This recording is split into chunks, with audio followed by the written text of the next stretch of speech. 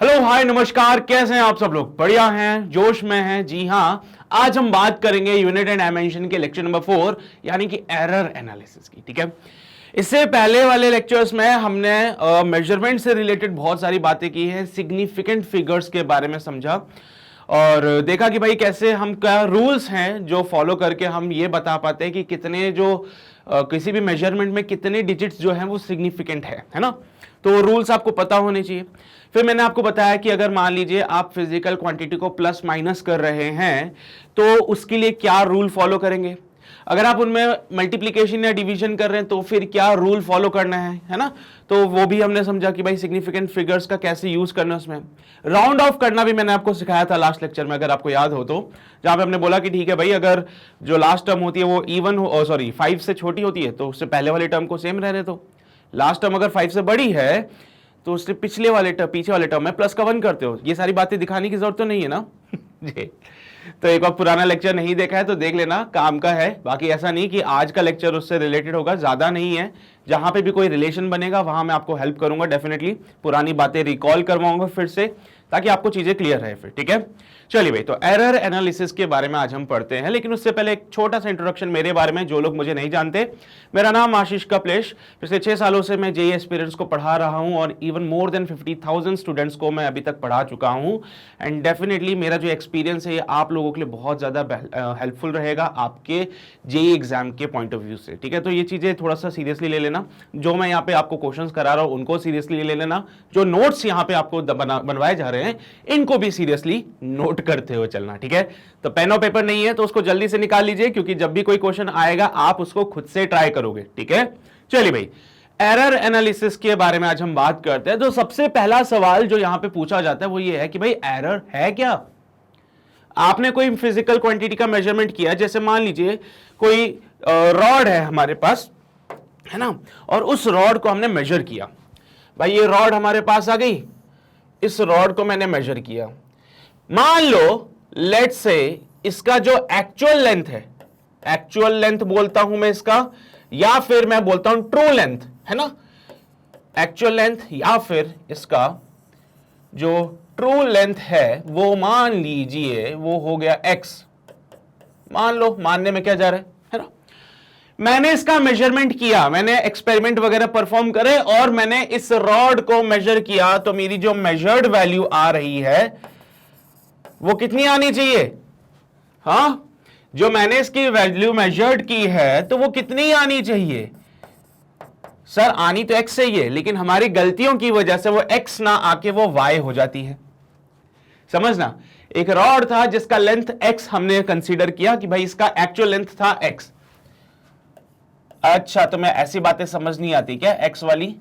Okay, कोई बात नहीं, मैं l ले लेता हूं। ठीक है, अभी खुश हो तुम लोग? यहां भी l डैश ले लूंगा, है ना, ये L हो गया। ठीक है, एक रॉड जिसका लेंथ L था, हमने इसका मेजरमेंट किया और हमें आंसर मिला L डैश। क्या मिलना चाहिए था हमें मिलना चाहिए था L, पर हमें मिला क्या, L डैश। क्यों हुआ ऐसा? क्योंकि सर हमने कोई गलती कर दी।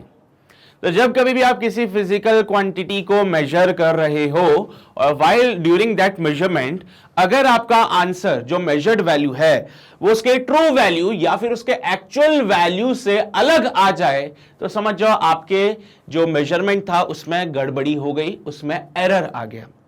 तो एरर को कैसे लिखोगे फिर यहां पे? तो यहां पे गलती हो गई सर हमसे, कितनी गलती की है तुमने, आओ चलो देखते हैं। तो हमने बोला कितना एरर आया भाई, तो एरर को निकालते हैं true value minus measured value से। True value minus measured value, true value minus measured value, यानी कि अगर मैं L माइनस L डैश कर दूंगा तो मुझे मिलेगा एरर। ठीक है, मुझे क्या मिल जाएगा, एरर मिलेगा सर। अब सर ये एरर होते क्यों है? हमने तो लाख कोशिश कर ली, हमने बहुत बार मेजरमेंट किया, लेकिन हमारे मेजरमेंट में गलती आती रही कहीं ना कहीं। तो ये एरर आया क्यों? तो भाई इसमें बहुत सारी वजह होती है। कुछ वजह ये होती है कि तुम्हारा ध्यान भटक गया, है ना, तुम बढ़िया मेजरमेंट कर रहे थे, बगल में से कोई चला गया, तुम्हारा ध्यान वहां चला गया, फिर तुमने गलती कर दी, है ना। वही है ना, क्या बोलते हो उसके लिए, वो नजर हटी दुर्घटना घटी, है ना। तो भाई हमारे साथ भी वही होता है। तो तुम बढ़िया मेजरमेंट कर रहे थे, बड़ा उसमें से कोई चले जाए तो तुम दो ध्यान दे देते हो उसकी तरफ, और जैसे ही तुमने उसकी तरफ देखा तुमने गड़बड़ी कर दी। या फिर हो सकता है कभी कभार तुमसे बोल दिया जाए कि भाई फटाफट से करो, फटाफट से, तो तुम क्या करते हो, कैलकुलेशन करते करते उसको गलत कर देते हो कभी कभार, है ना। तो एरर क्यों आए, एरर आने की बहुत सारी वजह है। तो इसके लिए तुम्हें परेशान नहीं होना है कि सर हम ही नालायक है, हमसे ही नहीं हो पाया, हमारे ही कैलकुलेशन में एरर आता है, ऐसा कोई वो नहीं है। बहुत वजह हैं। जैसे पहली वजह मैंने आपको बताई कि यहाँ पे कैलकुलेशन जब आप करते हो तो गलती हो सकती है। कभी कभार आपने हो सकता है डिवाइस जो आप यूज कर रहे हो उसका जो लीस्ट काउंट होता है वो आपने प्रॉपर्ली कंसीडर नहीं किया हो, है ना। या फिर कभी कभार जैसे डिवाइस में भी कोई इश्यूज आ जाते हैं, है ना। तो डिवाइस में भी कुछ इश्यूज होते हैं जिनकी वजह से भी एरर आ सकते हैं। क्या वजह होती है डिवाइस में, तो अभी मैं आपको आगे चल के पढ़ाऊंगा तो उसमें चीजें क्लियर करेंगे बढ़िया तरीके से, है ना।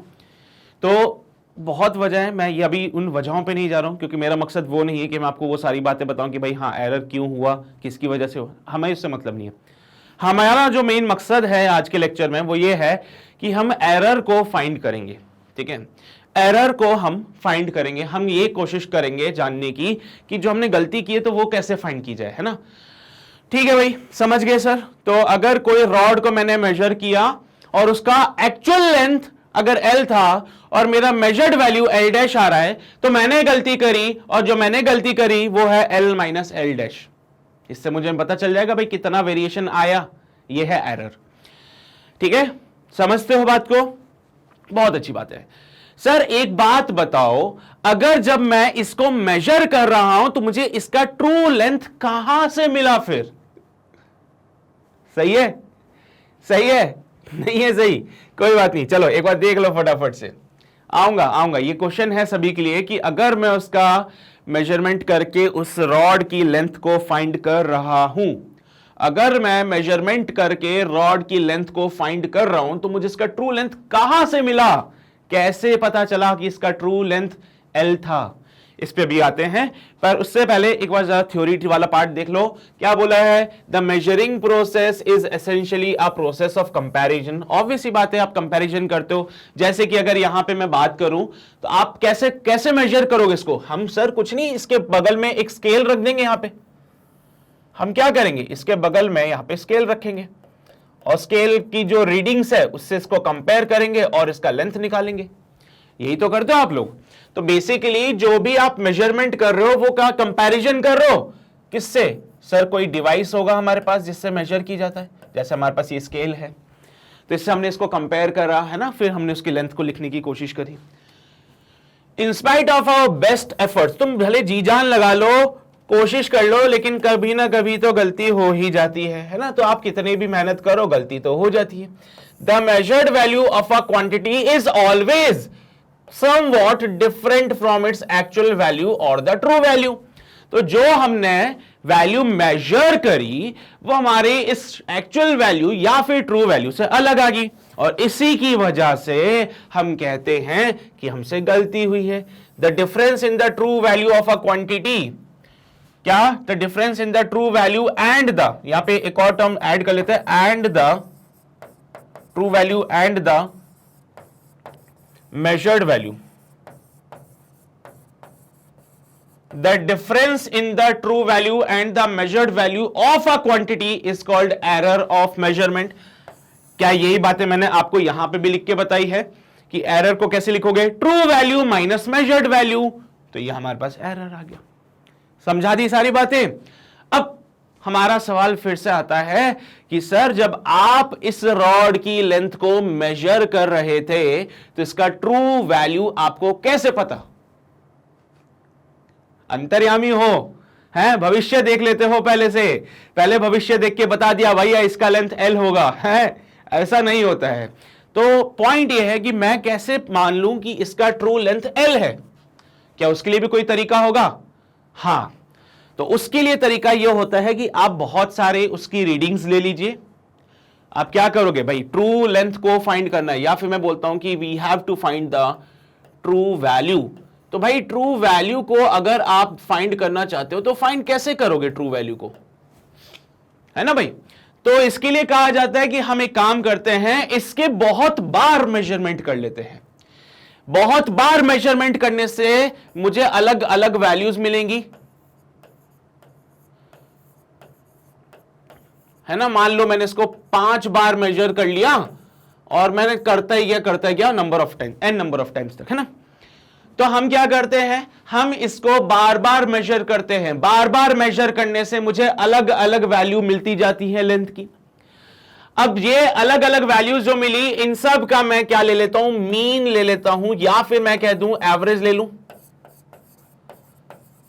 है। मैं इन सारे मेजरमेंट्स का एवरेज निकाल लूं या फिर इन सारे मेजरमेंट का मीन फाइंड कर लूं तो मुझे मिलता है ट्रू वैल्यू। सो मीन या एवरेज निकालते इसका, तो उससे मुझे क्या मिलेगा,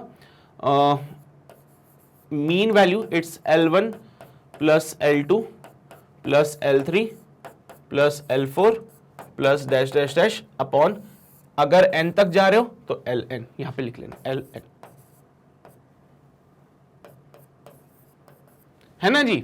तो यहां से आप निकालते हो क्या, ट्रू वैल्यू या फिर उसका एक्चुअल लेंथ।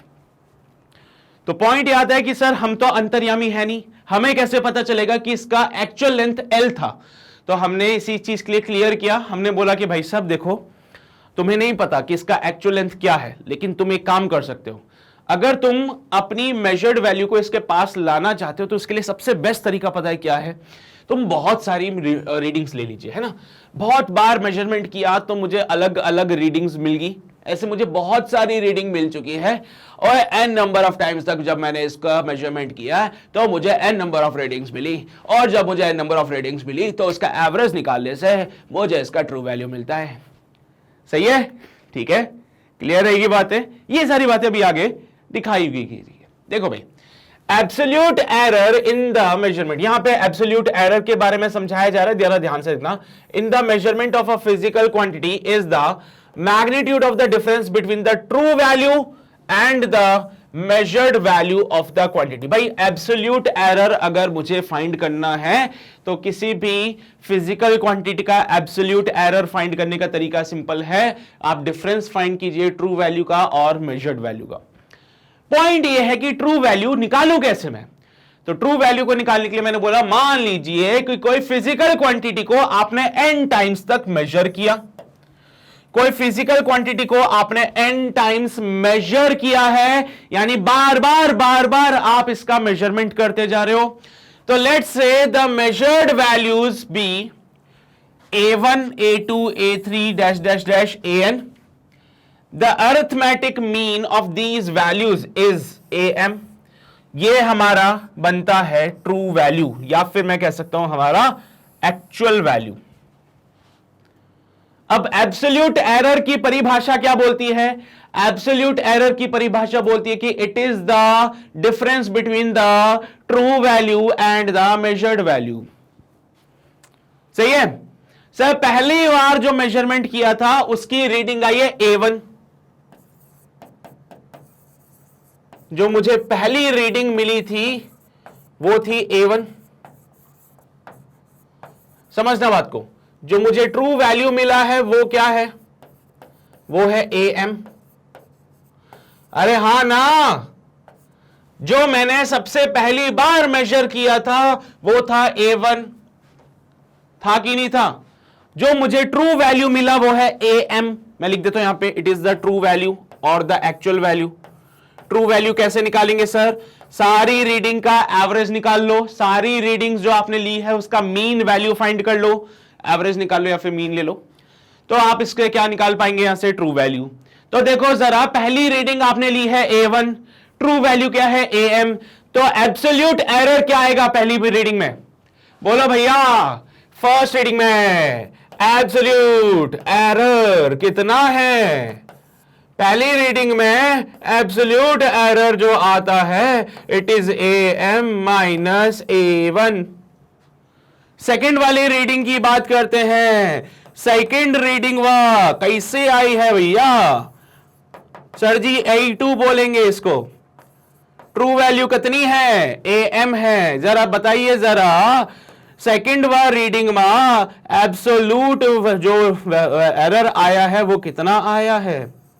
सेकंड रीडिंग के लिए देखा हमने, सेकंड रीडिंग में वैल्यू मिलती है A2, ट्रू वैल्यू आज भी मेरी AM है, तो एब्सोल्यूट एरर सेकंड रीडिंग में कितना आया, इट इज AM माइनस का A2, AM minus A2, AM minus A2। Absolute error को अगर आप दिखाना चाहते हैं तो डेल्टा के नाम से दिखा देना। डेल्टा बेसिकली चेंज को रिप्रेजेंट करता है, डेल्टा जो है बेसिकली चेंज को रिप्रेजेंट करता है। चेंज मतलब डिफरेंस ले सकते हो आप लोग। तो ये जो ट्राइंगल बनाते हैं ना, इसका मतलब होता है डिफरेंस। जो ट्राइंगल आप बनाते हो इसका मतलब चेंज होता है, चेंज या फिर डिफरेंस बोल लो। तो यहां पे देखो डिफरेंस लिया है, यहां पे भी डिफरेंस लिया है। तो डेल्टा A1 एब्सोल्यूट एरर पहली रीडिंग का, delta A2 absolute error second reading का।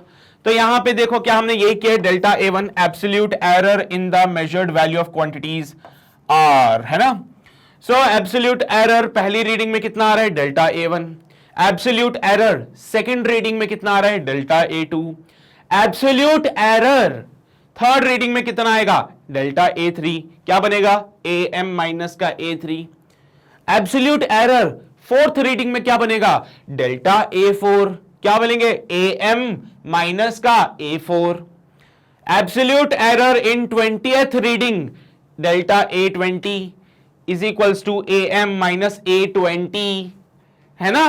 तो ऐसे nth रीडिंग के लिए delta AN which is given by AM minus का AN। बात समझ आ रही है क्या। अभी तक मैंने सिर्फ आपको एरर्स की एक परिभाषा दी है। एरर्स की परिभाषा में हमने बोला है कि एरर जो होता है वो होता है, ठीक है, एरर्स की डेफिनेशन में हमने बोला है error is nothing but the difference of the true value and the measured value. True value और मेजर्ड वैल्यू का जो डिफरेंस है वो हमारा एरर होता है। फिर सर ये बात तो ठीक है, मेजर्ड वैल्यू हम कैलकुलेट कर रहे हैं, हम लोग मेजरमेंट कर रहे हैं, ट्रू वैल्यू कैसे पता चली। तो ट्रू वैल्यू को फाइंड करने का सबसे सिंपल सा तरीका हमारे पास आया। हमने बोला कि भाई काम करो, बहुत सारे मेजरमेंट ले लो, बहुत सारे मेजरमेंट ले लो। हमने ले ली बहुत सारी मेजरमेंट, और ये सारी मेजरमेंट सब हमारे पास आ गई।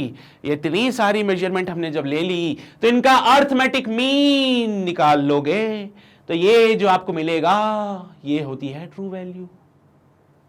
ये क्या रिप्रेजेंट करेगी, ट्रू वैल्यू को। अब आपको क्या एरर बताना है, तो पहला एरर जो हमारे पास आता है वो होता है एब्सोल्यूट एरर। तो एब्सोल्यूट एरर कैसे निकालते हैं, सिंपल सा तरीका है सर, आप क्या करो, true value minus measured value.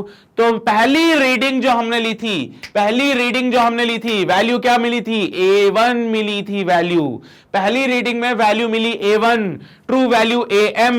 तो भैया बताओ एब्सोल्यूट एरर पहली रीडिंग में कितना आया, तो भैया पहली रीडिंग में एब्सोल्यूट एरर आया delta A1 which is equals to AM minus A1।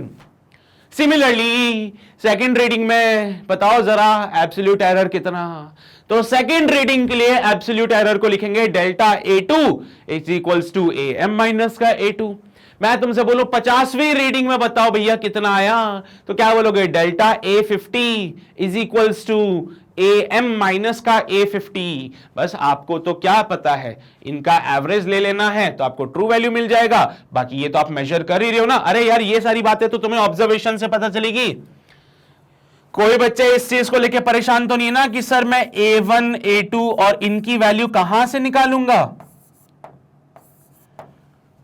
Sir ये आपने बता दिया मेजर करना है, इनका मीन ले लिया, पर ये वैल्यू आएगी कहां से। तो भैया तुम यही तो कर रहे हो, मेजरमेंट कर रहे हो, तुम लोग कर रहे हो ना, एक्सपेरिमेंट कर रहे हो ना तुम लोग, तो ये तभी तो कर रहे हो एक्सपेरिमेंट, ताकि A1 A2 A3 की वैल्यू मिल सके तुम्हें। तो तुम लोग क्या कर रहे हो, एक्सपेरिमेंट कर रहे हो। These are the measured values. पहली बार तुमने एक्सपेरिमेंट करा, तुम्हें वैल्यू मिल गई A1, तुमने बोला यार मजा नहीं आया, फिर से करते हैं। फिर से तुमने एक्सपेरिमेंट किया, तुम्हें फिर से वैल्यू मिल गई A2, फिर बोला यार और कर लेते, फिर से तुमने एक्सपेरिमेंट किया, फिर तुम्हें वैल्यू मिल गई A3, है ना। तो ऐसे करके हमें यहां पे अलग अलग वैल्यूज मिलती जा रही है बार बार सेम ऑपरेशन को परफॉर्म करके। तो उनका एवरेज निकाला तो ट्रू वैल्यू, और यहां से ऐसे करके आप निकाल पाएंगे एब्सोल्यूट एरर। ठीक है भाई, क्लियर रहेगी बातें। इसके बाद मीन एब्सोल्यूट एरर की बातें करता है। अब उसने बोल दिया मीन एब्सोल्यूट एरर, तो क्यों परेशान हो गए क्या इस बात से? सर कैसी बातें कर रहे हो, मीन एब्सोल्यूट एरर। तो अभी जस्ट आपने एब्सोल्यूट एरर निकाले ना, अभी आपने एब्सोल्यूट एरर निकाले ना, इनका मॉड लगा दो। मॉड से क्या होता है सर? मॉड से चीजें पॉजिटिव हो जाती हैं। अगर आपने किसी का भी मॉड लगा दिया ना, तो वो हमेशा आपको पॉजिटिव वैल्यू देगा। जैसे मैंने लगाया मॉड ऑफ आशीष, अब मैं पॉजिटिव हूं, वैसा वाला पॉजिटिव नहीं है ना। तो समझ रहे हो बात को? हाँ, पॉजिटिव वाइब्स वाला पॉजिटिव है ये, तुम वो वाला पॉजिटिव मत समझना। चलो, सो अगर तुमने किसी का भी मॉड लगा दिया तो वो पॉजिटिव हो जाता है फिर, ठीक है। तो यहां पे हम क्या करने वाले हैं, जो भी एब्सोल्यूट एरर हमने फाइंड करे थे सबका मॉड लगा दो और उसका मीन फाइंड कर लो। देखो तो, सबका मॉड लगा दिया और इन सब का मीन फाइंड किया, ये होता है mean absolute error. Sir mod क्यों लगाया वैसे आपने? मॉड हमने इसलिए लगाया कि जब हम लिख रहे थे डेल्टा A1 की वैल्यू, जब हम लिखते थे डेल्टा ऑफ A1, तो आप लिखते थे ट्रू वैल्यू या फिर AM माइनस का A1। देखो भाई, हमें नहीं पता कि जो हमारा ट्रू वैल्यू है वो ज्यादा है या फिर हमारा मेजर्ड वैल्यू ज्यादा है। इस बात की कोई गारंटी नहीं ले सकता है कि आपका ट्रू वैल्यू ज्यादा आएगा या फिर मेजर्ड वैल्यू ज्यादा आएगा। AM ग्रेटर देन A1, ये बात अगर मैंने ऐसे लिख दी ना, ऑलवेज, है ना, अगर मैंने लिख दिया ना ऑलवेज, बिल्कुल गलत बात है। इसके लिए कोई कुछ नहीं कह सकता। हो सकता है AM जो है वो A1 से बड़ा हो जाए, हो सकता है AM जो है वो A से छोटा भी हो जाए। अगर AM A से बड़ा है तो आंसर तो पॉजिटिव मिलेगा, लेकिन अगर AM छोटा है तो आंसर नेगेटिव मिलेगा। तो हम रिस्क नहीं लेंगे, है ना, बिल्कुल भी रिस्क लेने का नहीं भैया। और इसके लिए हमने क्या कर दिया, मॉड लगा दिया, इन ऑर्डर टू शो कि we always consider the positive value. आपने सारे एब्सोल्यूट एरर का, ये क्या है, delta A1, absolute error in first reading, absolute error in second reading, absolute error in third reading, absolute error in nth reading. तो हर एक रीडिंग में जो आपका एब्सोल्यूट एरर आ रहा था सबका मॉड लगा दिया, जिससे कि ये पॉजिटिव हो जाए। अगर नेगेटिव था तो, पॉजिटिव है तो कोई दिक्कत नहीं है। ये भी पॉजिटिव करना है, ये भी पॉजिटिव करना है, ये भी पॉजिटिव करना है, divide by number of terms से कर देना है। तो आपका क्या आ गया है, मीन एब्सोल्यूट एरर। क्या आया है, mean absolute error. Sir absolute error को तो डेल्टा A से लिखते थे, अगर मुझे फाइंड करना है मीन एब्सोल्यूट एरर तो इसके ऊपर एक डंडा लगा देना, तो ये आपका बन जाएगा मीन एब्सोल्यूट एरर, बस। हां यही है। बहुत टफ है ना सर, बिल्कुल एकदम दिमाग खराब हो गया है हमारा तो ऐसी चीजें देख देख के। तो भैया यहां पे एब्सोल्यूट एरर को छतरी के नीचे, है ना, उसको छत दे दो एक, है ना, उसको क्या दे दी सर, रहने के लिए उसको एक छत दे दी हमने, तो अब इसके ऊपर छत दे दी हमने, है ना। So it is your mean absolute error, समझते हो? ठीक है सर, ये सब भी समझ गए, बहुत बढ़िया, अच्छे से समझ आ रही है सारी बातें। द पॉइंट इज कि अगर मुझे फाइनल रिजल्ट लिखना है किसी भी मेजरमेंट का, तो उसको कैसे लिखता हूं? तो भाई अगर आपको किसी भी मेजरमेंट को लिखना है तो आप लिखोगे उसका ट्रू वैल्यू जो आपने मीन फाइंड किया था, प्लस माइनस यहां पे उसका mean absolute error, mean absolute error आएगा यहां पे, है ना। तो छतरी लगाना है इसके ऊपर भी, इसको भी छत देना है, यहां पे it should be mean absolute error. तो ये हो जाएगा भाई क्या, मीन वैल्यू जो आपने निकाली थी, mean value of all readings, जितनी भी रीडिंग्स आपने निकाली थी उनका मीन वैल्यू, और ये कहलाएगा मीन एब्सोल्यूट एरर।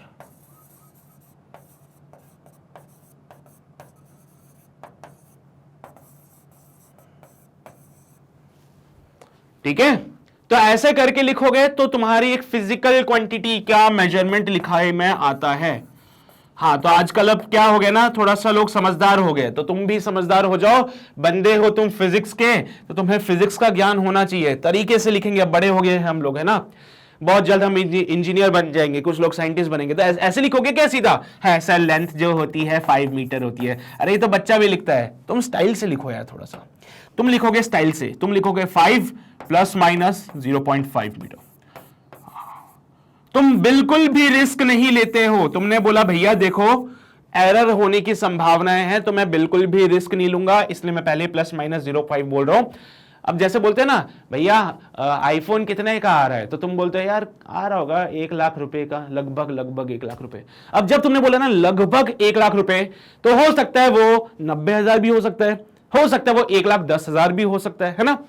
तो आईफोन का रेट अगर मैं लिखूं तो क्या लिखूंगा, 1 ± 10 लाख।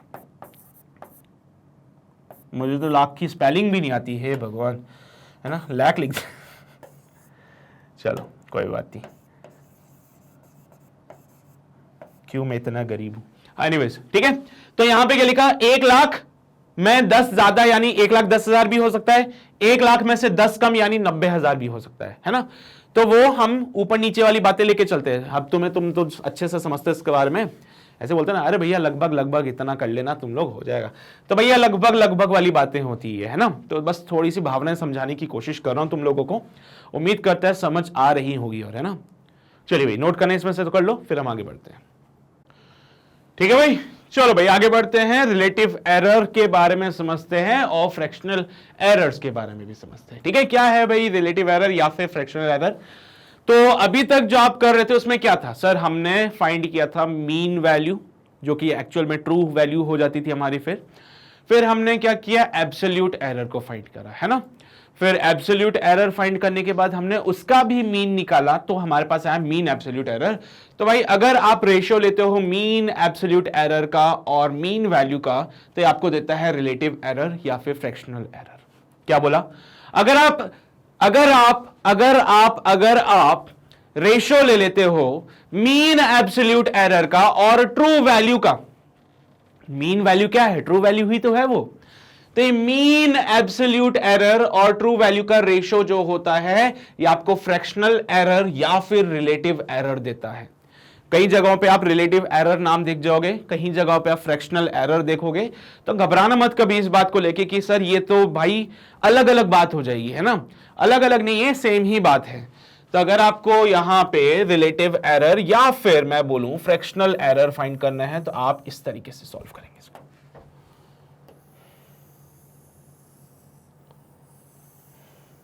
लीजिए भाई डेफिनेशन तुम्हारे सामने, द रिलेटिव एरर और the fractional error of a measurement is defined as the ratio of the mean absolute error and the mean क्या सर।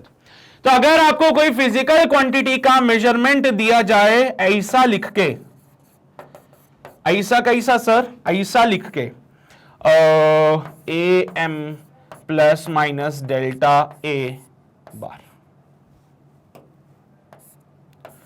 तो आपसे बोल दिया जाए भाई साहब पहली बात तो बताइए इसमें रिलेटिव एरर कितना होगा, तो आप क्या करोगे सर, कोई भी फिजिकल क्वांटिटी को लिखने का तरीका तो यही होता है ना।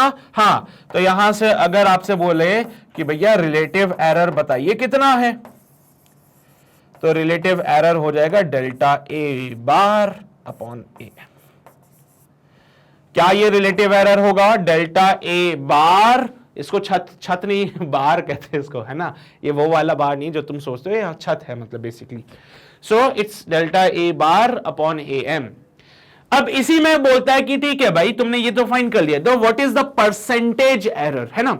तो परसेंटेज एरर बोलेगा तो घबराना बिल्कुल भी मत। अगर उसने बोला परसेंटेज एरर, तो आप एक काम करो, जो आपने रिलेटिव एरर निकाला है ना उसको 100 से मल्टीप्लाई कर दो।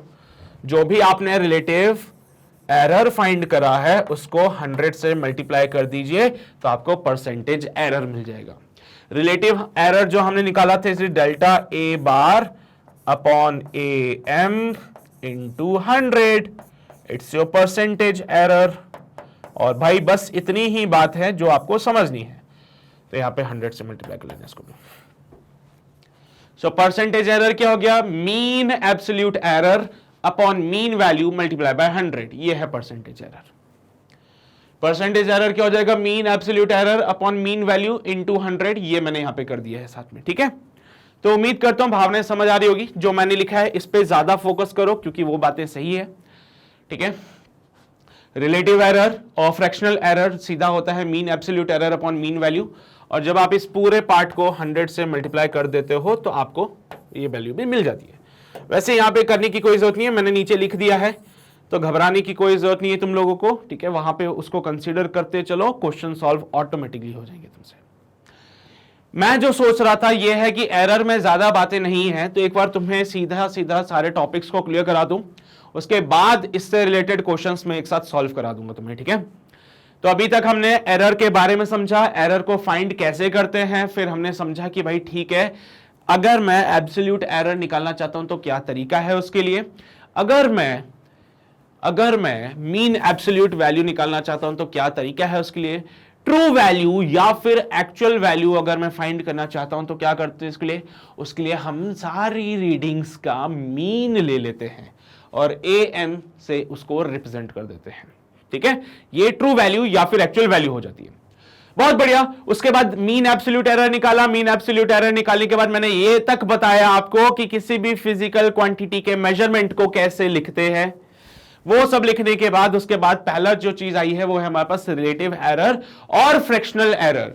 तो रिलेटिव एरर और फ्रैक्शनल एरर को तो बढ़िया आप क्या लिखोगे, mean absolute error divided by mean value, या फिर आप ट्रू वैल्यू भी लिख सकते हो इसको, ठीक है।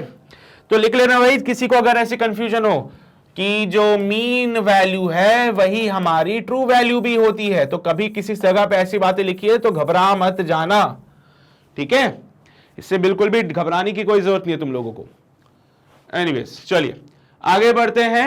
अब अगर मैं एरर्स की बात कर रहा हूं तो सर जब मैं फिजिकल क्वांटिटी को फाइंड करता हूं तो उसमें कोई गलती आ गई है ना, समझना ऐसे, इसको ऐसे समझना कि मान लो जो मेरे पास एक रॉड थी यहां पे,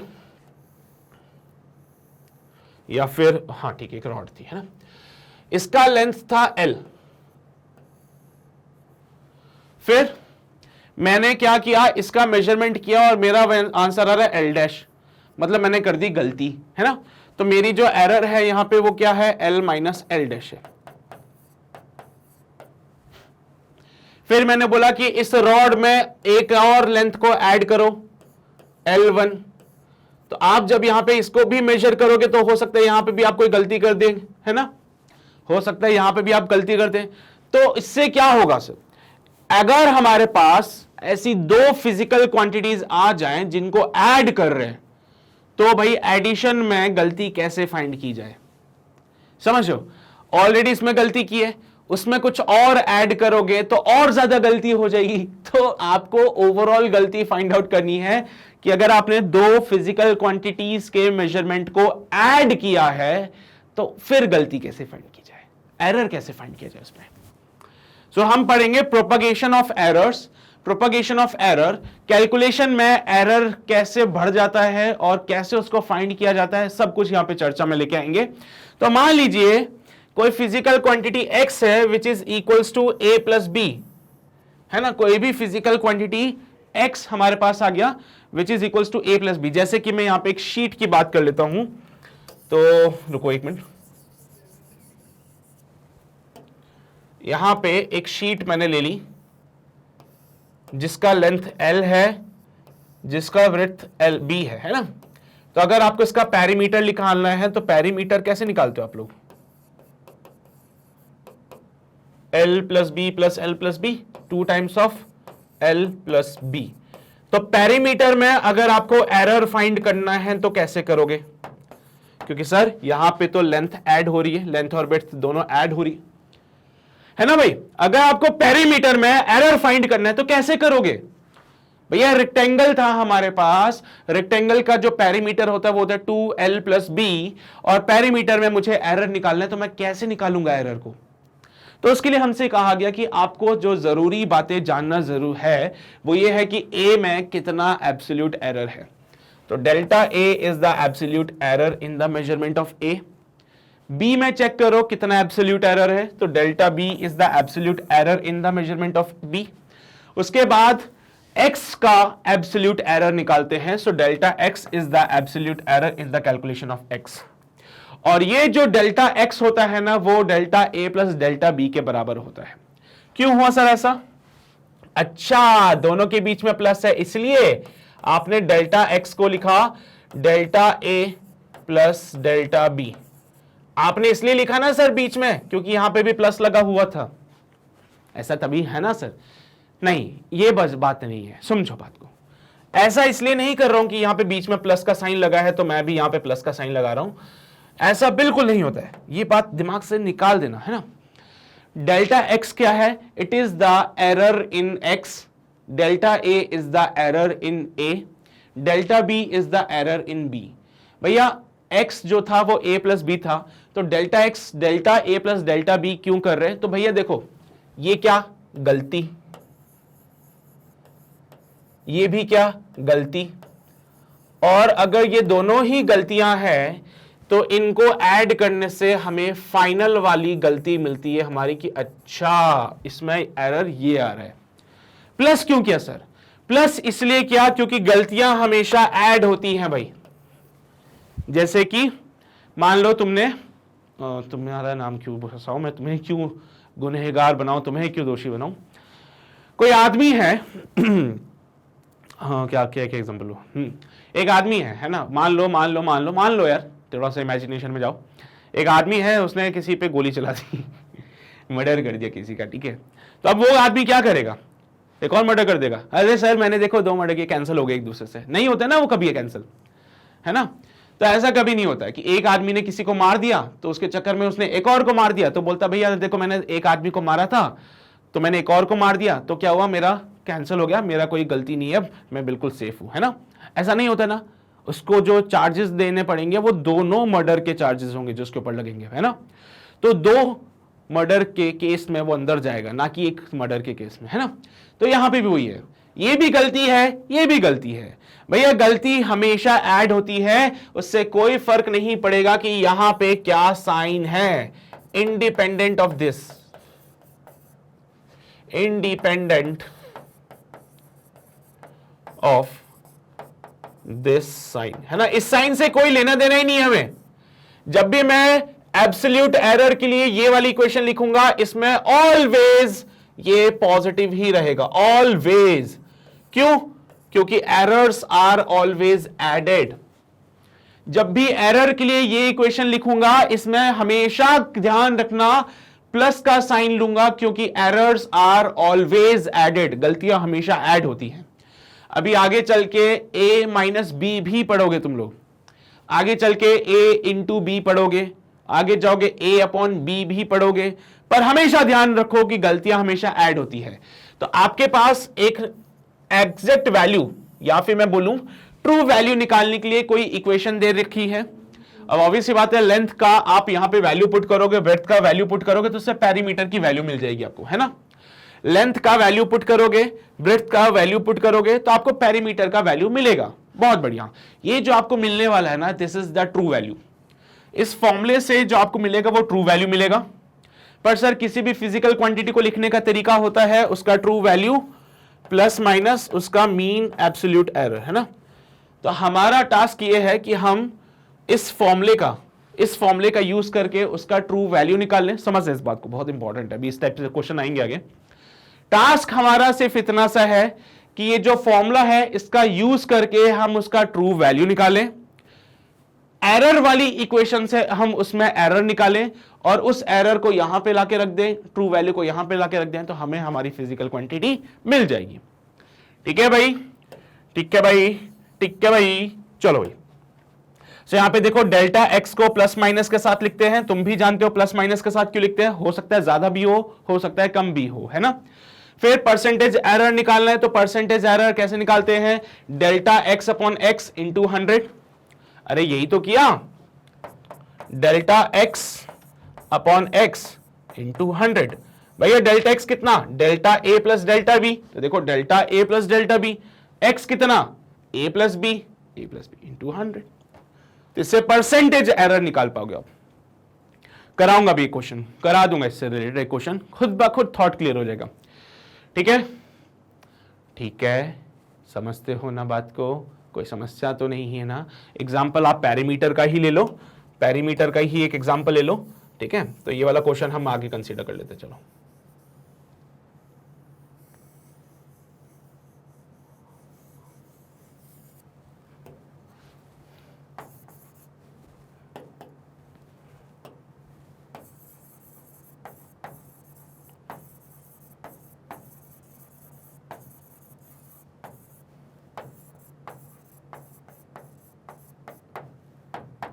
चलो ठीक है जी, अभी क्वेश्चन आएगा, ऑटोमेटिकली समझ जाओगे। बस एक वो एग्जांपल के लिए तुम्हें वो पैरामीटर का केस समझा देता हूं। बोला गया है एक रेक्टेंगुलर शीट है हमारे पास, जिसका लेंथ आपको दे दिया है 5 प्लस माइनस का 0.5 मीटर, इसका विड्थ आपको दे रखा है 2 प्लस माइनस का 0.2 मीटर, ठीक है।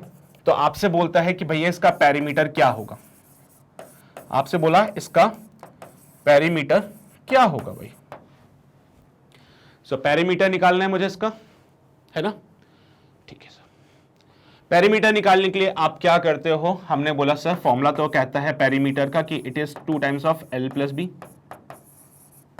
2 times of L plus B. अगर मैं डेल्टा पी निकालता हूं, it is delta L plus delta B. गलती में 2 ये सारी वैल्यूज नहीं आने वाली है ना। तो अगर मैंने डेल्टा पी निकाला, यानी कि इसका एब्सोल्यूट एरर, इसका एब्सोल्यूट एरर प्लस इसका एब्सोल्यूट एरर, प्लस का साइन क्यों लगाया हमने, because errors are always added. भैया लेंथ में कितना एरर है 0.5, लिख दिया 0.5, प्लस ब्रेथ में कितना है 0.7, तो यहां पे लिख दिया 0.2, आंसर आएगा 0.7। तो पेरीमीटर में जो एरर आ रहा है वो 0.7 का आ जाएगा, पेरीमीटर में जो एरर आता है 0.7 का आ जाएगा। सर पेरीमीटर को लिखने का तरीका क्या रहेगा, पेरीमीटर को लिखने का तरीका रहेगा इट्स P प्लस माइनस का डेल्टा P। पेरीमीटर को लिखने का तरीका क्या रहेगा भाई, it's P plus minus delta P।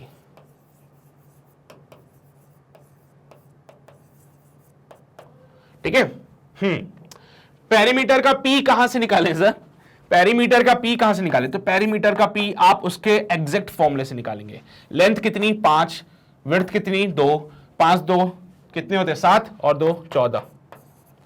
तो पेरीमीटर को लिखने का तरीका है 14 प्लस माइनस का 0.7, यहां पे मीटर में आंसर करते हैं इसको। पेरीमीटर का ट्रू वैल्यू कहां से निकालोगे, उसके फॉर्मूले से। पेरीमीटर का ट्रू वैल्यू कहां से निकालोगे, उसके फॉर्मूले से। एरर निकालने का तरीका मैंने आपको बता दिया है, हमेशा बीच में इनके प्लस का ही साइन लेना, because errors are always added.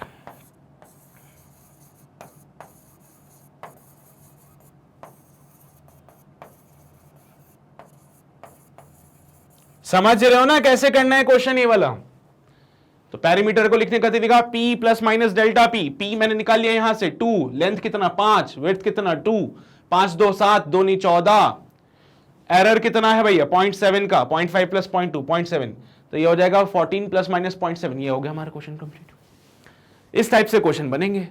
अभी यही चीज आगे माइनस में आ जाएगा, यही चीज आपका मल्टीप्लिकेशन में आएगा, यही चीज आपका डिवीजन में आएगा। अच्छा यहां पे कोई परसेंटेज एरर पूछ ले, परसेंटेज एरर कितना है, तो क्या करोगे, तो लिखोगे 0.7 अपॉन 14 इंटू 100, पॉइंट हटाएंगे 0 लगाएंगे, 0 से 0, 7 2 14 और 2 से 5, 5% है भाई।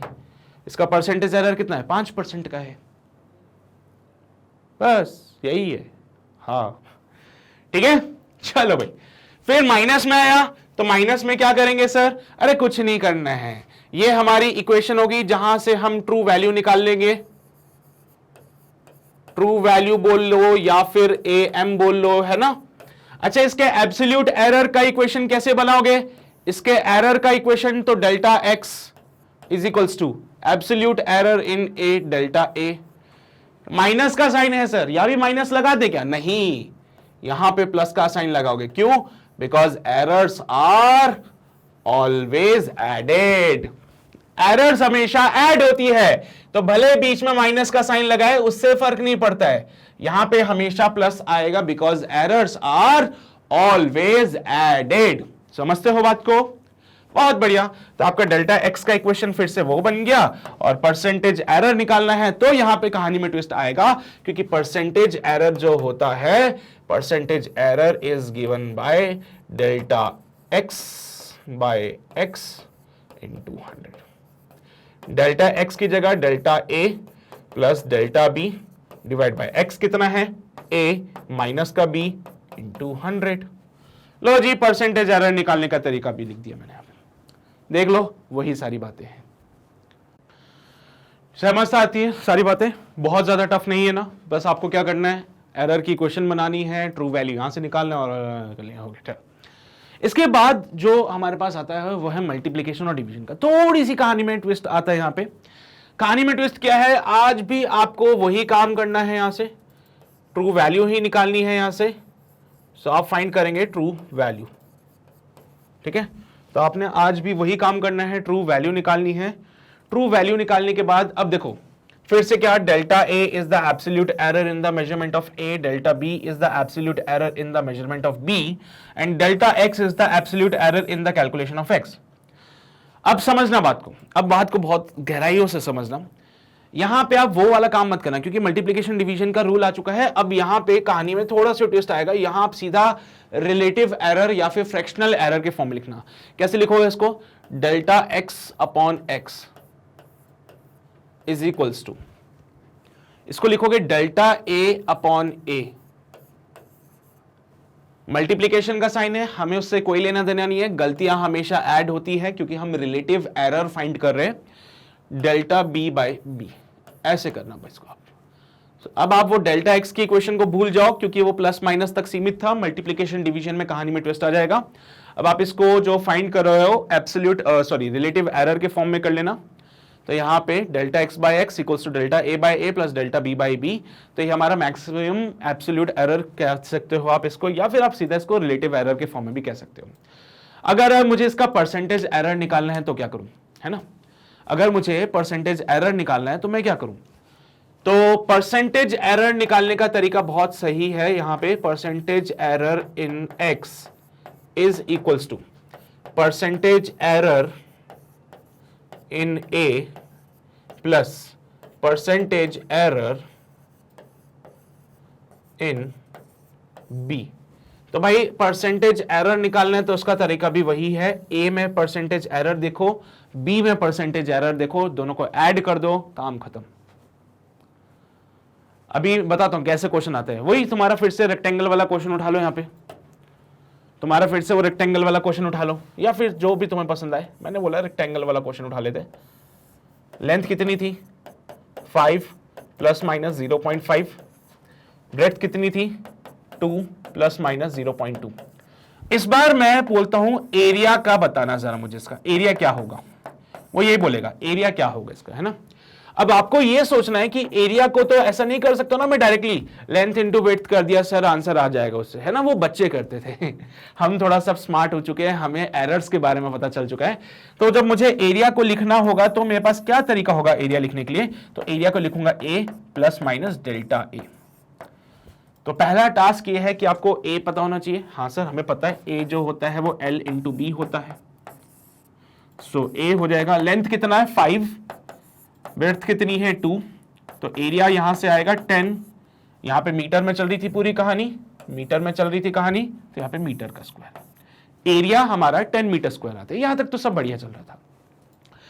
बात आती है डेल्टा ए को कैसे निकालो। तो मैंने क्या बोला, मल्टीप्लीकेशन के लिए जब आप इक्वेशन लिखते हो तो कैसे लिखते हो, delta A by A is equals to delta A by A is equals to delta L by L, delta L by L. Error are always added, तो यहां पे प्लस का साइन लगाया और बी का रिलेटिव एरर लिख दिया हमें। डेल्टा ए बाय ए की जगह मैंने 10 लिख दिया। अरे ए का वैल्यू निकाल चुका हूं मैं, 10 लिख दिया। डेल्टा एल 0.5 है, मैं लिखने जा रहा हूं यहां पे 0.5, एल का वैल्यू 5। डेल्टा बी कितना 0.2, बी का वैल्यू कितना 2। तो पॉइंट हटाया 0 आया, पॉइंट हटाया 0 आया, 5 से 5, 2 से 2 मर गया। Delta A by 10 is equals to 1 by 10 plus 1 by 10, ये बनेगा 2 by 10। So delta A by 10 बनता है 1/10 प्लस 1/10, बोले तो 2/10, 10 से 10 मर जाएगा। डेल्टा ए का जो वैल्यू बनेगा वो बनेगा 2, और आपके पास ए का भी वैल्यू है, डेल्टा ए का भी वैल्यू है। एरिया को जब आप लिखने की कोशिश करोगे तो एरिया को लिखते हो ए प्लस डेल्टा ए करके, ए प्लस माइनस डेल्टा ए, तो यहां से बनेगा 10 प्लस माइनस का 2 मीटर स्क्वायर। इस तरीके से क्वेश्चन बनने वाला है, ठीक है। तो यहां पे कहानी में थोड़ा सा ट्विस्ट आ जाता है कि अब यहां पे मल्टीप्लीकेशन था तो हम सीधा वो प्लस नहीं करके बल्कि उसका रिलेटिव एरर के फॉर्म में उसको सॉल्व कर रहे थे। मल्टीप्लीकेशन डिवीजन दोनों के लिए सेम रूल है, प्लस माइनस के लिए सेम रूल है, ठीक है। अब यही चीज आपके लिए यहां पे लेके आएगा V इक्वल्स टू IR के फॉर्म में, रेजिस्टेंस के बारे में पूछ लेगा, है ना। डिवीजन का भी same concept, same pattern division के लिए भी फॉलो करते हैं, ठीक है। तो डिवीजन के लिए भी सेम काम करेंगे अपने, तो वो भी बताऊंगा कैसे करना है उसको, तो उसकी चिंता बिल्कुल भी मत करना, क्वेश्चन अभी बहुत है इसको कराने के लिए, ठीक है। डिवीजन में सेम रूल चलता है, लेकिन यहां पे कहानी में एक नया ट्विस्ट लेके आता हूं। डिवीजन का केस ना करा के डिवीजन में आपको केस कराता हूं जिसमें पावर आ जाए ऊपर। सर अगर ये पावर आ गई तो क्या करेंगे?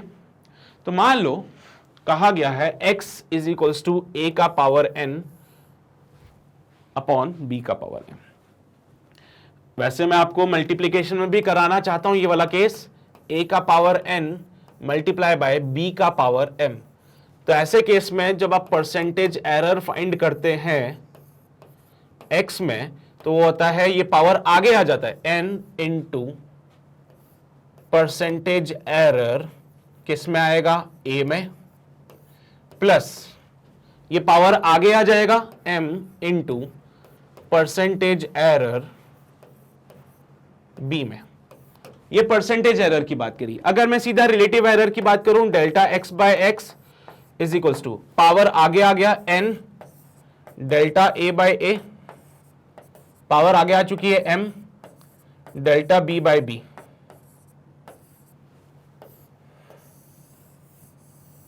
आई थिंक समझ आ रही है पावर की कहानी अब आपको। अगर पावर लगा है पावर आगे आ जाएगा, बाकी सब कुछ वही करना है बस। अगर पावर लगा है तो पावर आगे आ जाएगी, बाकी सारी कहानी वही है जो पहले करते आ रहे थे। Delta x by X delta a by a plus delta b by b, बस इस बार पावर आ गई थी इसलिए आगे पावर से मल्टीप्लाई कर दिया मैंने। डिवीजन में भी सेम रूल चलने वाला है, तो डिवीजन हो मल्टीप्लीकेशन हो सेम रूल चलेगा।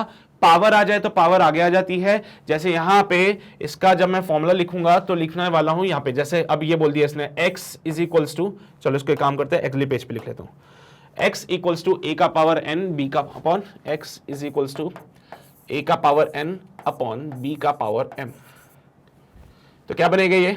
इसको ऐसे लिखो, a का पावर n डॉट b का पावर माइनस का m।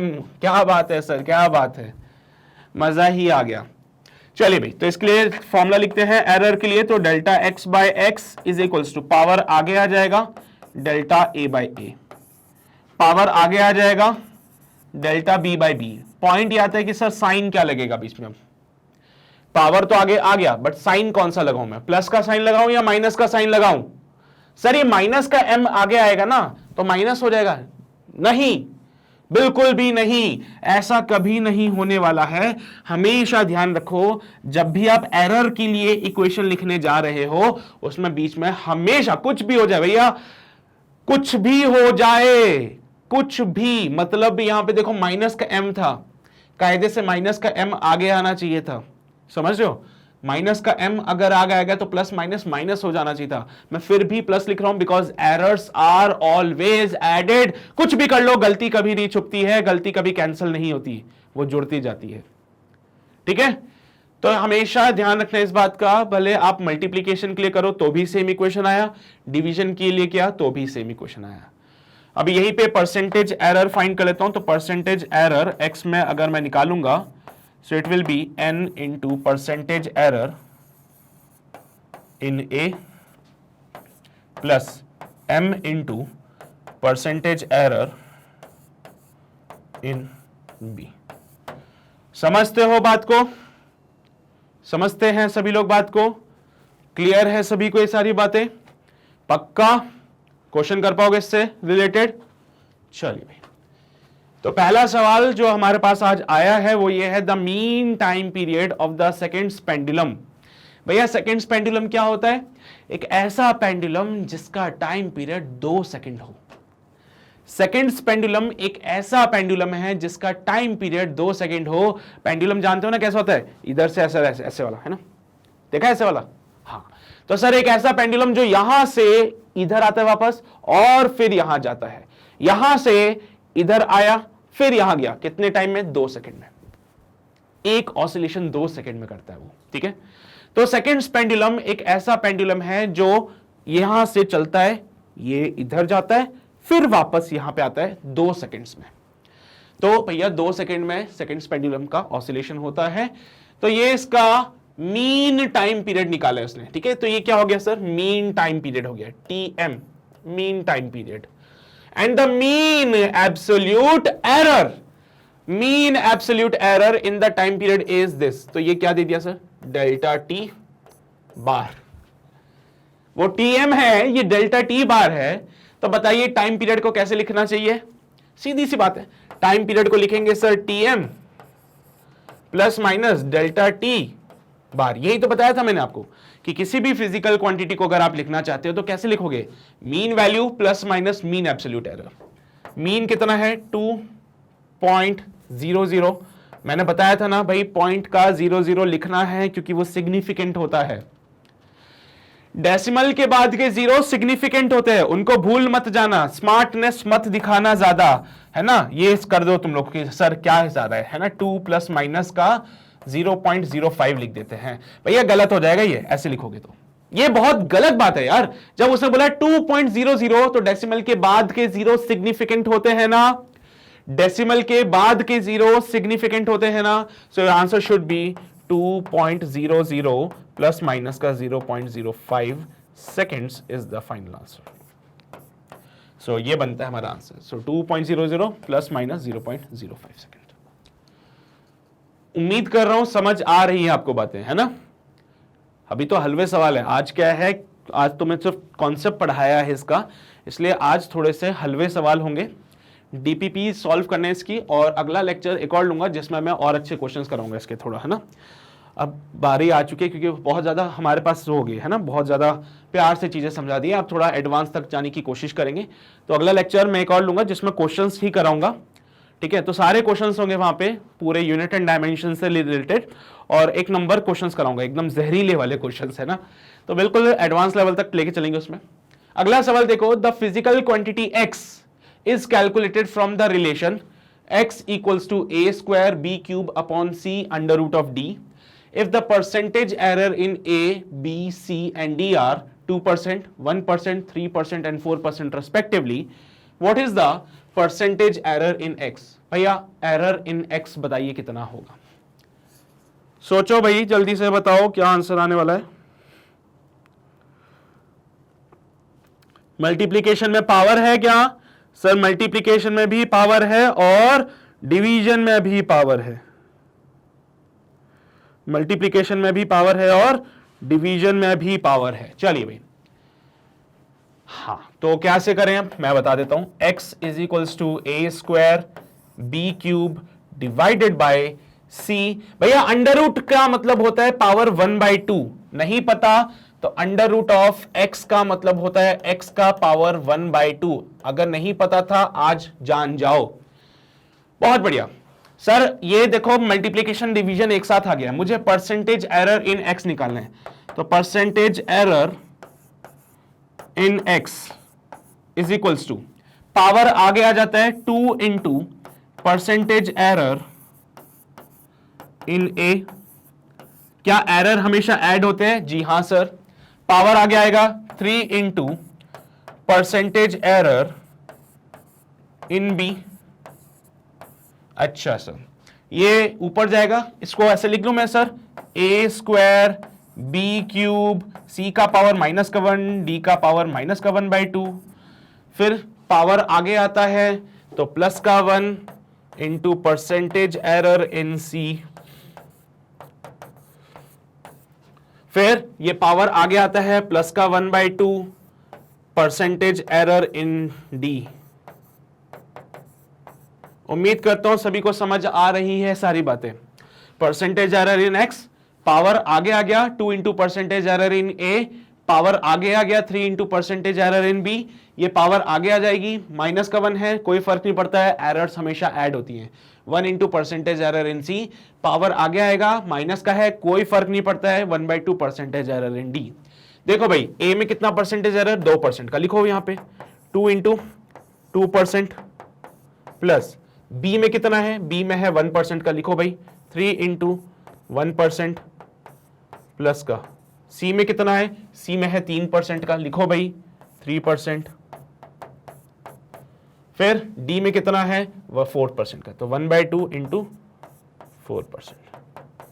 सॉल्व करा, ये बना 4% प्लस 3% प्लस 3% प्लस 2%, तो ये हो गया 3 3 6 4 10, 3 3 6 4 10 2 12, 12% का एरर आएगा इसमें।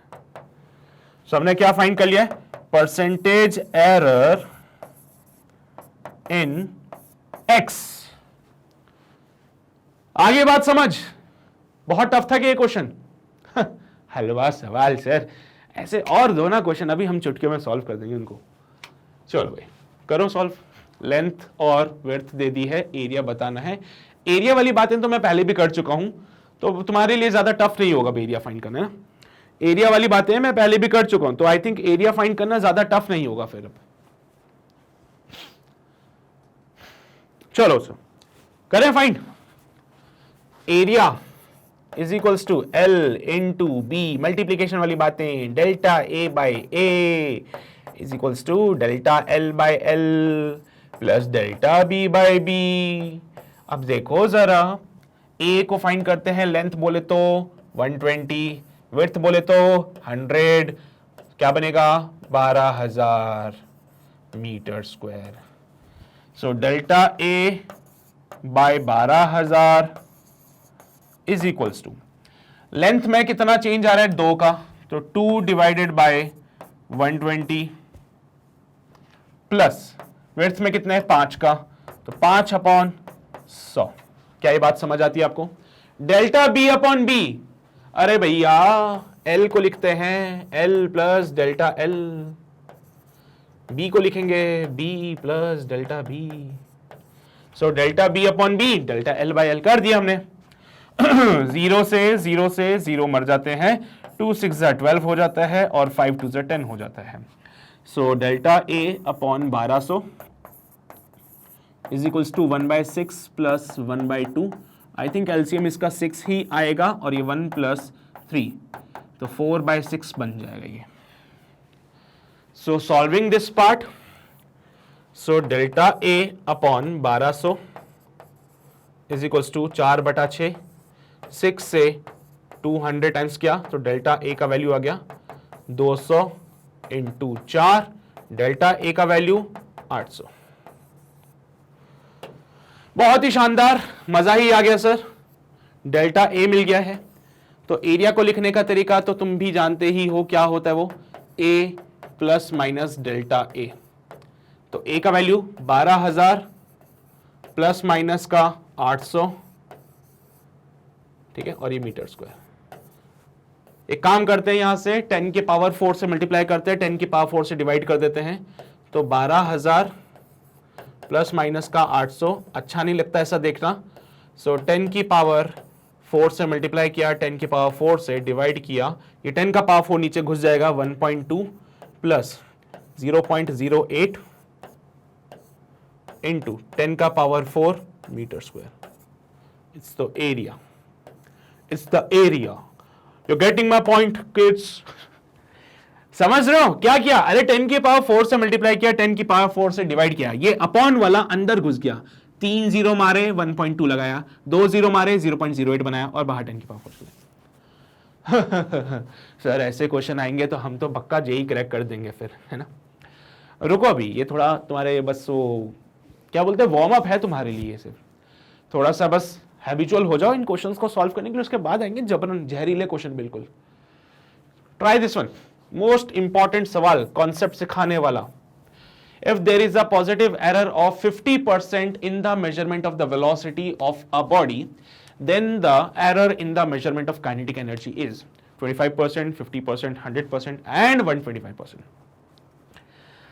सर क्यों सितारे चमका रहे हो? हलवा सवाल है। काइनेटिक एनर्जी हाफ mv² है ना, क्यों सितारा चमका है? कितना इजी सवाल था सर। देखो mv², तो चेंज इन काइनेटिक एनर्जी यानी कि fractional change in kinetic energy is equals to delta m/m। देखो भाई 1/2 को भूल जाओ, 1/2 से कोई लेना देना नहीं है, ये पावर आगे आ जाएगी, +2 डेल्टा v/v कर लेंगे सर। क्या मास में कोई चेंज हुआ कहीं पे? मास में कोई चेंज नहीं है, मास में कोई चेंज नहीं है, इसलिए 0 हो जाएगा। So delta ke/ke is equals to percentage error, है ना, यहां पे निकाल लेता हूं, पहले फ्रैक्शनल एरर ही फाइंड कर लेता हूं।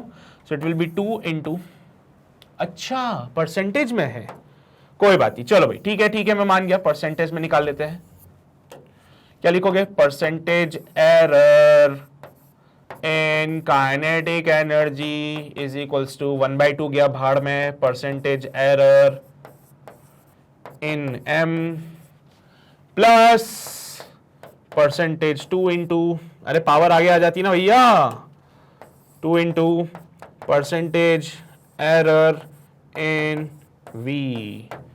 सो percentage error in kinetic energy is equals to, भैया मास में तो कोई चेंज है ही नहीं, मास की तो बात ही नहीं करी, भूल जाओ, 2 इंटू 50%, सॉल्व करा 100%, ऑप्शन नंबर 3 टिक लगा दिया। ऐसा करने पे तुम्हारा आंसर पूरा गलत हो जाएगा, ठीक है। तो ये करना जरूरी था, ये करना बहुत जरूरी है। मुझे पता है हर कोई यही सोचेगा, सर ऐसा कर लेते ना, आंसर देखो दिख भी रहा है, खुशी खुशी तुम टिक लगा के आओगे, बेचारा तुम्हारा गलत हो जाएगा यार। कैसे सर, ये क्यों गलत हुआ? आज तक तो ये सब करते आ रहे थे आप, अभी तक तो ये किया आपने और अब इसको गलत बता दिया, क्यों? क्योंकि ये 50% है, इट इज ग्रेटर देन 10%। आपको ये चेक करना जरूरी है कि जो आपको परसेंटेज एरर दे रखा है वो 10% से कम होना चाहिए। अगर वो 10% से कम है तो ही ये वाला तरीका लगेगा, अगर वो 10% से ज्यादा है तो ये काम नहीं करने वाला। फिर नहीं है भरोसा, देखो इसमें कितने परसेंट था, कहां गया वो क्वेश्चन, कितना परसेंट था? 2%, 1%, 3%, 4%। अरे 10% से कम है ये सारे, इसलिए लग गया ये फॉर्मूला। अगर यहां पे 20%, 30%, 40% होता तो नहीं लगा पाते इसको। फिर समझ रहे हो बात को?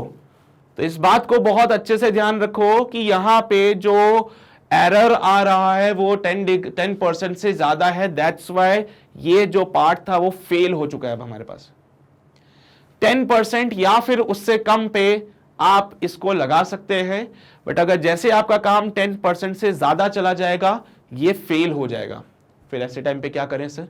ऐसे टाइम पे आपको पूरा तरीके से सॉल्व करना पड़ेगा। कैसे होगा वो पूरा सॉल्व? आओ जरा बताता हूं सर। यहां पे वेलोसिटी में जो परसेंटेज एरर आया है ना, delta v/v into 100,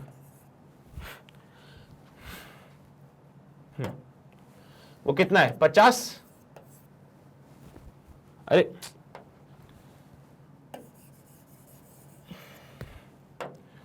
delta v/v is equals to 50%। Percentage error तो 50 ही है ना इसमें, तो परसेंटेज एरर 50 आया।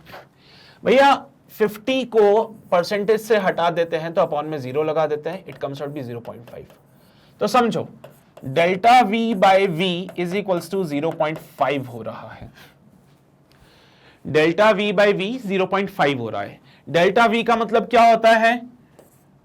डेल्टा v का मतलब क्या होता है बोलो sir? It is the true value minus का measured value upon true value. कर सकता हूं ऐसे? कर सकता हूं मैं ऐसे? सर ये कर सकते हैं, चलो कर लेते हैं। 0.5 डेल्टा वी क्या होता था? डेल्टा वी होता था true value minus measured value. मैंने भी वही किया। और ये वी क्या था सर? मेजर्ड वैल्यू था या ट्रू वैल्यू था? ये v क्या था, ट्रू वैल्यू था या मेजर्ड वैल्यू था? ओहो, तुम उसमें कंफ्यूज तो नहीं हो गए कहीं? चलो फाइनल इनिशियल के फॉर्म में कर लूं इसको, फाइनल इनिशियल के फॉर्म में करते हैं। चलो भाई, v final minus v initial upon v initial is equals to 0.5। ये तो समझ आता है तुम्हें? So v final upon v initial minus का 1 is equals to 0.5। So v final upon v initial is equals to 1 plus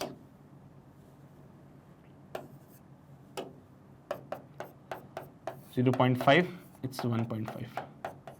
चलेगा ऐसे भी, चलेगा ऐसे, ठीक है। तो यहां से मुझे रिलेशन मिलता है v final is equals to 1.5 times of v initial. Percentage error ही तो फाइंड करना है मुझे, तो इनिशियल फाइनल के फॉर्म में लिख लिया मैंने, कोई बात नहीं, ठीक है। अच्छा सर, तो काइनेटिक एनर्जी इनिशियल जो मुझे मिलेगी वो मिलेगी हाफ m v इनिशियल का स्क्वायर। काइनेटिक एनर्जी फाइनल जो मुझे मिलेगी it is half m v final का स्क्वायर। तो it will be half m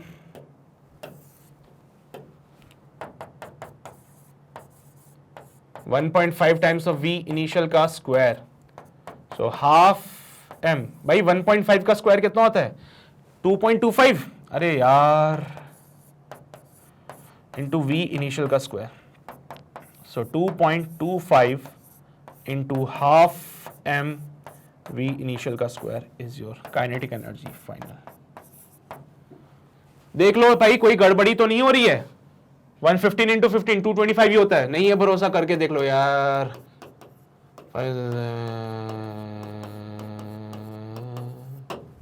ठीक है, चलो प्रूफ देना पड़ता तुम्हें हर चीज का। सो 1.5 था तो 2.25 हो जाएगा, v नहीं रहा हो जाएगा। ये फाइनल काइनेटिक एनर्जी, ये इनिशियल काइनेटिक एनर्जी। तो kinetic energy final is equals to 2.25 times of kinetic energy initial. सही है, हो गया? यहां तक तो बढ़िया चल रहा है सब कुछ। अच्छा, मुझे क्या चाहिए? मुझे परसेंटेज एरर चाहिए काइनेटिक एनर्जी में। सर वेलोसिटी का परसेंटेज क्या था? Delta v by v, v final minus v initial by v initial, ऐसा किया था आपने। अरे सर आपने तो इनिशियल फाइनल के फॉर्म में कर दिया, तो क्या काइनेटिक एनर्जी के लिए भी ऐसे काम कर दूं? So kinetic energy final minus kinetic energy initial upon kinetic energy initial into 100। ये आपको परसेंटेज एरर दे देगा किसमें? इन काइनेटिक एनर्जी। चलिए भाई पुट करिए। सो 2.25 kinetic energy initial minus kinetic energy initial upon kinetic energy initial into 100। सो सारे काइनेटिक एनर्जी इनिशियल से मर गया। 2.25 माइनस का 1 upon 1 into 100 is your percentage error in kinetic energy. ठीक है, ठीक है, ठीक है, ठीक है। 2.25 minus 1, 1.25 into 100 is the percentage error in kinetic energy. Multiply किया तो यहां से percentage error in kinetic energy comes out be 125%। ठीक है, तो जब भी आपके पास जो परसेंटेज आए वो 10% से ज्यादा हो जाए तो फिर ये पूरा तरीका अपना सॉल्व करने का। ठीक है, तो आंसर आपका 100% नहीं बल्कि 125% बनेगा। 100% नहीं बनेगा, 125% बनेगा। ये लिख के काट लेना, क्योंकि ये काम तभी करता है when percentage error is less than 10%। when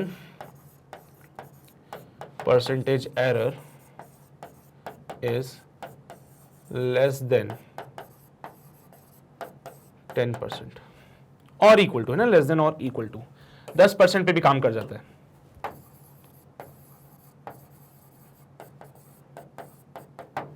चलिए बहुत बढ़िया। सो ये थी कहानी एरर्स की, और उम्मीद करता हूं कि जो बातें मैंने आपको आज बताई हैं वो आपको क्लियर हुई होगी, समझ आई होगी। अभी ऐसा नहीं कि यहाँ पे मैं इसको खत्म कर दूंगा चैप्टर को या कुछ ऐसा होगा, अभी पिक्चर बाकी है मेरे दोस्तों। और अगले लेक्चर में अभी क्वेश्चंस भी कराने मुझे, है ना, क्योंकि ये तो आपको जो क्वेश्चंस कराए वो तो प्रैक्टिस के हिसाब से हुए, डीपीपीज आपको मिल रही है, लेकिन हमारा टारगेट एडवांस का है, तो हम डेफिनेटली अपने क्वेश्चंस के लेवल को एडवांस तक लेके जाएंगे। तो अगले सेशन में हम कुछ क्वेश्चंस करेंगे जो कि इस पूरे चैप्टर से रिलेटेड होगा, ठीक है, और उन क्वेश्चंस में हम देखेंगे कि एडवांस में कैसे क्वेश्चंस आए थे, कैसे क्वेश्चंस आ सकते हैं, सारी चीजें मैं क्लियर करूंगा उसमें, ठीक है। चलिए भाई, और इसके अलावा कोई और दिक्कत हो तो तुम मुझे टेलीग्राम पे मैसेज कर देना @maxwelldemoz, ये मेरा आईडी है, ठीक है, और वहां पे आके तुम मुझे मैसेज कर देना, कोई भी डाउट आए तो फिजिक्स के डाउट के लिए ही कॉल मैसेज करना मुझे, है ना।